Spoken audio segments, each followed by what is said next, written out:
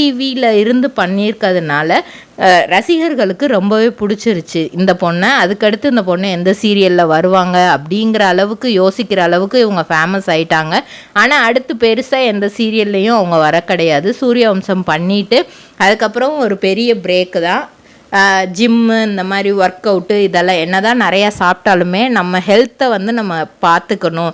அதே மாதிரி mobile phone use பண்ணுறது வந்து அவங்களுக்கு வந்து சுத்தமாக பிடிக்காதான். இன்னும் சொல்லப்போனால் சின்ன பிள்ளைங்க, இப்போ இருக்கிற சின்ன பிள்ளைங்க மொபைல் ஃபோன் யூஸ் பண்ணுறத வந்து முக்கியமாக தடுக்கணும், குறைக்கணும் அப்படிங்கிறதுக்காக அவங்க ஒரு கேம்பெயினே வந்து ஆரம்பித்து அதை நல்லபடியாக கொண்டு போகணுன்ட்டு நிறைய முயற்சிகள்லாம் எடுத்திருக்கிறாங்க.